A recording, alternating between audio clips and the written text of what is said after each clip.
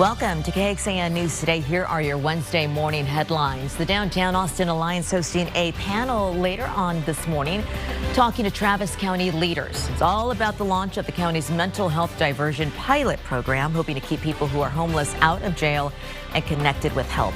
The forum starts at 8 o'clock this morning at St. David's Episcopal Church on East 8th Street. You may see a lot of smoke from West Austin today, but don't be alarmed. This is intentional. This is the area where the Nature Conservancy is going to be conducting prescribed burns. Austin's Fire Wildlife Division says the operation will target 125 acres of the Barton Creek Habitat Preserve, and it's to manage vegetation to prevent future wildfires. And today is National Signing Day for high school football players that did not sign back in December. Celebrate senior players as they sign to play football at the college level. Keep an eye out for KXAN's website as we will be updating our National Signing Day coverage for you. And you can expect to wake up to cloudy skies out there this morning. We have the last couple of days of dry weather before that changes. Good morning, I'm Tom Miller. Morning, everyone. I'm Sally Hernandez. You were right on it yesterday. It was a beautiful day to get out there. Nice. Yeah, the sunshine felt good. The 70s felt good. We're going to get another day of 70s today, but a little more cloud cover anticipated. Let's get you started with a live look outside. This is our Ewald Kubota weather camera there up in Georgetown. At the moment, we're going to pretty much be looking at nice temperatures just because of the time of year. Yes, it's cool, but 40s and 50s is actually where we should be waking up to. I mean, even a little bit cooler at that, but 49 degrees in downtown Austin isn't bad. We've got 52 in Marble Falls, 40s out in our eastern counties, even the hill country waking up to 40. So that warm up, I think, is notable. I mean, 1 to 15 degrees warmer than where we were yesterday at this time. I do anticipate that warming trend to be with us for this morning and then kind of chill out this afternoon, if you will. 70 degrees is our forecast high. So still really nice as far as the comfort level goes. We're just not going to see as much sunshine today. A little more cloud cover and then rain on the way. It's starting very low and on the light side Thursday, Friday. You can see, though, Saturday into Sunday, we have a much better chance of squeezing out some rain. So coming up, warmer days and nights ahead.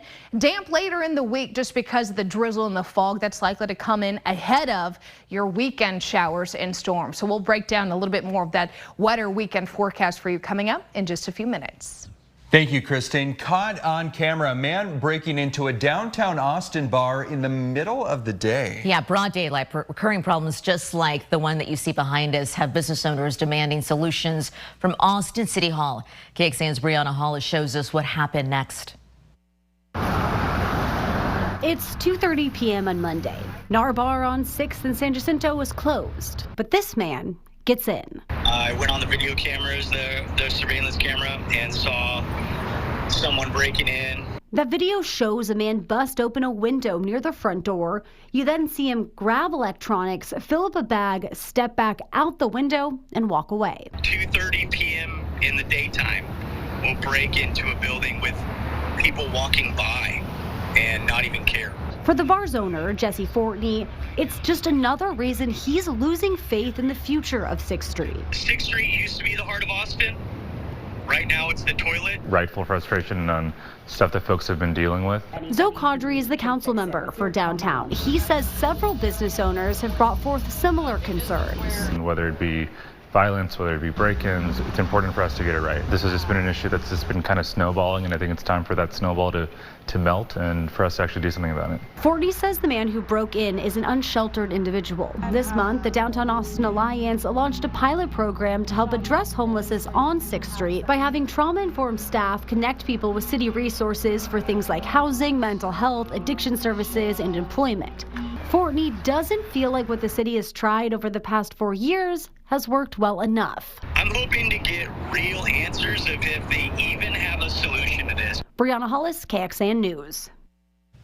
Going in depth here, APD's most recent crime data in downtown shows improvements in some categories. The number of robberies dropped by 34% last year when compared to the year before. That's significant.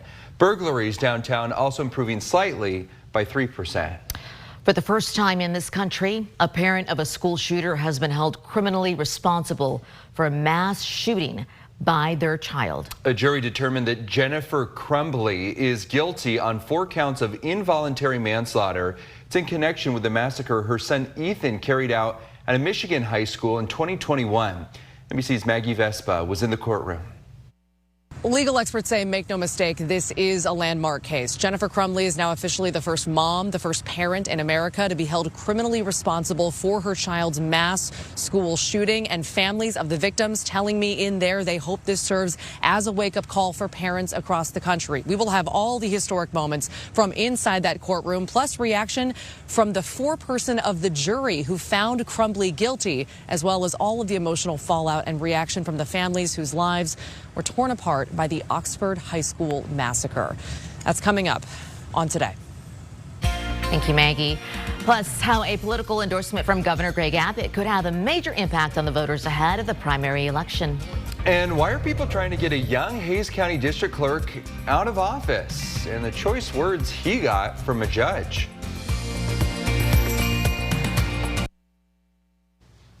Good morning. Former President Donald Trump could face criminal prosecution over alleged efforts to overturn the 2020 election. A panel of judges ruling he is not immune. No, Trump's attorneys argued that he was immune from prosecution due to the fact that he was acting as the president of the United States at the time. The three-judge panel of the U.S. Circuit Court of Appeals for the District of Columbia ruled that there was no basis for Trump to assert that former presidents have blanket immunity from prosecution for any acts committed as president. A proposed March trial date is already delayed indefinitely pending the resolution of the appeal. Trump is facing a 4-count indictment in Washington that includes charges of conspiracy to defraud the U.S. and conspiracy to obstruct an official proceeding. A new poll is weighing how likely some Republican leaders are to sway voters ahead of the primary election. Results from the Hobby School of Public Affairs at the University of Houston showed Governor Abbott having more sway than Attorney General Ken Paxton. The two sometimes had conflicting preferences. The results showed 64% would be more likely to support a candidate backed by the governor. 40% of the respondents said they'd be more likely to vote for a person backed by Paxton. However, those same voters would be much more influenced by what former President Donald Trump thinks about their primary choices. 70% would be more likely to vote for a candidate who has Trump's support. Texas House Speaker Dave Phelan shows the least amount of sway, with only 9% saying that it would affect their choice. Sticking with politics, the U.S. House has voted against an Israel aid package. The House's standalone bill would have provided $17.6 billion in aid to Israel. That vote was 250 in favor, 180 against, but that vote needed 2/3 support to pass. Senate Majority Leader Chuck Schumer has stressed bipartisan support is needed to pass aid to Israel, Ukraine, and Taiwan. After budget and staffing cuts, how Travis County's leading mental health care provider plans to keep its services running. The reality on the ground in Eagle Pass as Republicans in Washington get ready to block what would have been the biggest change to U.S. border policy in decades. Good morning, everyone. On this Wednesday, February the 7th, a live look outside. We're going to check in with Kristen for the latest look at your forecast coming up in just the next few minutes. But in the news, Travis County's mental health authority has a new leader. Integral Care was in our coverage last year because they nearly had to cut millions of dollars worth of staff and services. Yeah, some major problems there. And KXAN's Grace Reeder asked the new CEO how he plans to make sure it doesn't happen again. It's a system Jeff Richardson says he understands personally. Having a family member who struggles with mental illness and actually is autistic has been a huge opportunity to learn the system in a way and really understand what it's like as a family member. That's one of the experiences he says will help him succeed in his new role as the newest CEO of Integral Care, Travis County's provider for people with mental illness, substance use disorder, and intellectual and developmental disabilities. Think anything from operating the 988 suicide helpline, to IQ testing for a diagnosis, to mental health support for children on probation. I want a place where anyone who has a family member, I would want my family members to be here. And I want to be able to make the quality and the experience of care that for everyone who receives our services. Last year, we told you some of those services were in jeopardy after $22 million in state and federal funding fell through. Central Health, Travis County's healthcare district, which you pay for, stepped in to meet that funding gap. But it's something Mayor Kirk Watson told us then needs to be addressed. I'm going to convene a group of people so that we can begin the process of saying, how do we stabilize Integral Care's budget, and how do we better align the vision of all of those different entities. We asked the new CEO about that Tuesday, who said he's not only open to the collaboration, but challenged others to come to the table. We should not be struggling with funding these programs at a time when the need is so great. We need all of this community to join us. This is not a solution that Integral Care alone has to solve. Grace Reeder, KXAN News. Going in depth on this, here are some of the services that Integral Care helps support. One-day classes teach people how to offer mental health first aid. That training helps people decipher when someone is showing signs of a mental health crisis. There's also mental health urgent care for walk-ins 7 days a week. There is a range of HIV services for adults, particularly those with mental health or substance abuse issues. And Integral Care helps connect people with housing and homeless services, also job training and employment support. Remember the goats along Lady Bird Lake that would help protect you from poison ivy? Well, they're coming back. The little ones like to eat the plant and other vegetation to protect you when you're out there. So you may have seen signs like this on the trail with the message, "Miss the goats?" Well, the Trail Conservancy wants people to sponsor a goat for $20 a month. If you do, the nonprofit will use the money for vegetation management, seeding, and planting. About 150 goats will return later on this year. That video, I love it. Cute. But they get the poison ivy out, which is pretty common when you're out on the trail. Yeah. It's easy to run into. And these guys are like a destructive force. Yeah. If you set them loose, they're clearing like acres a day. Yeah, Very just like efficient. plowing through. It's a win-win. But listen, this is your opportunity to buy a goat and not have it in your backyard. I never You thought know? I'd say that. Yeah, I sponsored a goat. For $20 too. Let me show you what's going on with your forecast, because right now we've got a lot of cloud cover over the state of Texas. This is going to continue to be the trend today and tomorrow. Unfortunately, we're going to lose a little bit of our sunshine here, but you know what? This is also keeping us on the warmer side this morning. This is our West Shore home camera that we've got sitting right on top of KXAN studios. You see all that cloud cover there. Currently sitting at 49. Now, the key word is warmer. It's not warm out there, just relatively warmer compared to the 30s and 40s we were tracking yesterday at this time. So Hill Country, I know you're feeling the difference there because that's where we were seeing some of the colder temperatures yesterday. In fact, Lano, you got down to 32 yesterday, but we're talking 40s out in our eastern counties today. As far as what we're doing with the warm up, we go from the 40s to the 60s to the 70-degree mark today. Still above average, not quite as warm as where we were yesterday, but it's a 1 to 2 degree difference. I don't think you'll notice it, but you will notice the fact that we're not seeing as bright of a blue sky up top, to say it nicely. There's going to be a lot of that high cirrus cloud cover coming in, even some of those cumulus clouds as well. So blocking some of the sunshine, but it won't hurt the warm up. You can see everybody's still going to be nice and mild. Mid 60s out west to the low 70s, Austin eastward. Now, high temperatures will actually stay pretty comfortable. We'll go with the 70s all the way through Saturday. A little bit of a dip here as there's potential for some rain and then eventually a cold front which will follow. So walking you through just the rain chances, nothing expected today. Once we get into tomorrow, it's possible we see some drizzle and fog in the morning, an isolated rain chance in the afternoon too, and then completely cloudy with that low chance of rain again Friday. But more meaningful showers looking to come in Saturday and Sunday here. Some thunderstorms also in the mix. Now, how much rain? Very consistent and showing a few hundredths of an inch to up to about a quarter of an inch here. Isolated pockets of ½ inch or more. This is not a drought busting kind of rain. This is just a nice little drink of water coming in Saturday, Sunday, and it'll leave by the time we come back Monday. So nothing that I would at this point rearrange your total plans over. Just keep an eye on the skies here with the chance of the showers and storms. We want to make sure that although we don't expect any severe weather, we want to make sure you're inside with the lightning threat. 7-day forecast says temperature is not a problem. 70s for now. Overnight lows getting into the 50s each morning. Here's a cold front. You see the scattered showers, a few thunderstorms in the mix, some wind behind the front. Temperatures getting down to the lower 60s by next week.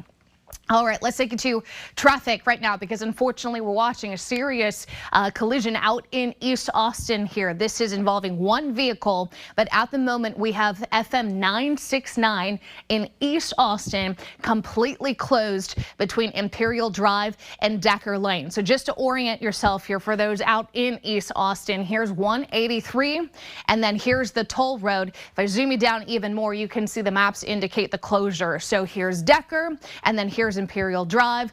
We have complete closure of 969 due to a one vehicle collision. We don't know what that is. We are seeing reports that it is unfortunately a deadly collision with that one vehicle. So we've got our crews actually headed this direction to find out some more information, get you guys a live picture for those who do take this thoroughfare here. But just wanted to give you a heads up. That collision involving one vehicle has turned deadly. 969 closed between Decker and Imperial. Drive times everywhere else look good. No problems there on the major thoroughfares. 35 Mopac moving smoothly. More weather and traffic updates to come. A new report shows bolts appear to have been missing from the door plug that blew off the Boeing 737 MAX 9 last month mid-flight. That is according to the National Transportation Safety Board. Federal Aviation Administration head Mike Whitaker vowing to hold Boeing accountable. Recent events, especially the January 5th incident involving the Boeing 737 MAX 9, have shown us we can't become complacent when it comes to maintaining safety and public confidence in the aviation system. Earlier this week, Whitaker said the FAA will not approve production expansion of 737 MAX 9 jets until quality control issues are resolved. Back here at home, Austin School District Police are issuing a warning. Officers say they've been getting reports of people posing as district officers. They're then asking people for sensitive information. The caller claiming that the person has an arrest warrant and asks for a social security number and other personal information. If you've received a call like this, contact 311 to file a report. Also this morning, the Hays County District Clerk elected to office as a teenager is once again under fire. He, as voters in Hays County, elected the then 19-year-old Avery Anderson in November of 2022, the first Democrat elected to that position in years. Here's the thing. This week, a judge called the clerk to court and told him he was incompetent. It's due to some blunders in the office, including a time where jury summons didn't get sent out on time and had to be hand-delivered. Now, some think his days could be numbered. Thomas, just a local attorney, filed a petition to remove Anderson in September. A month ago, he was issued a show cause for failing to issue jury summons. And at that hearing, he told the court that he had no way of knowing and no indication that the jury summons had failed to go out. That turned out not to be true. He was asleep during the training. Joanna Salinas, an attorney representing Anderson, told KXAN they were disappointed this happened and that the judge is so frustrated. She said the district clerk's office has changed their procedures to ensure this does not happen again. This is KXAN Sports, brought to you by Thomas J. Henry. Good morning to you. Longhorns back home, and that's been a problem in the Big 12. Texas with 3 road wins in conference play, but only 1 at home, and they were taking on an Iowa State team that had not won on the road, but Iowa State came out swinging. Curtis Jones 14-4 right out of the gates, and Iowa State was not going to let Max Asmus beat him. Didn't have a bucket in the first half. Meantime, Jones cuts it to, or extends it rather, to 17-point halftime lead. 19 points for Texas, their lowest halftime total of the season. Needed a spark, and they get one from Kendall Weaver. The incredible offensive rebound, saves it, and then watch Weaver attacks the glass once again into some contact, gets the basket, and then Texas starts to get into the ballgame. Down 11, Dylan DeSue, make it 8. And then down 8, Dylan DeSue. And all of a sudden, Moody Center is up for grabs as they climb all the way back within 5. But every time Texas needed a big stop, Iowa State came up with an answer. It's a 4-point game, and Taman Lipsey, shot clock winding down, takes it to 7. And then Longhorns cut it to 3 on the Asmus layup, but they have to have a stop. And Lipsey runs that pick and roll to perfection. Trey King the slam, and that was the dagger. Tough one for the Horns. 46 points in the second half, not enough after the struggles in the first half.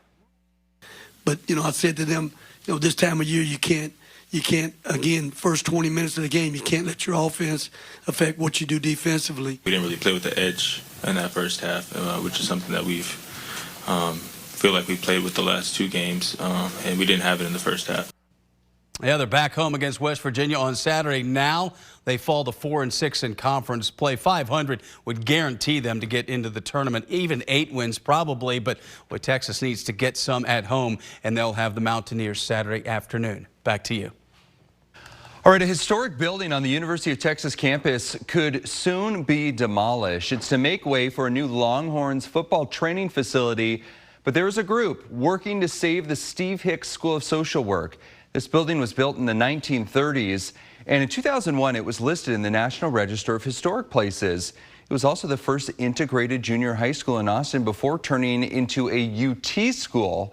Retired professors from UT Social Work School started a campaign to try and save and preserve it. It's certainly more valuable than 100 yards of grass, and that it could be utilized in a sustainable way by the university in some capacity. In a statement, the university says the decision to move the school was part of a significant long-term investment, adding the building is beyond its useful life. Austin's airport expanding. An update on the projects you can expect.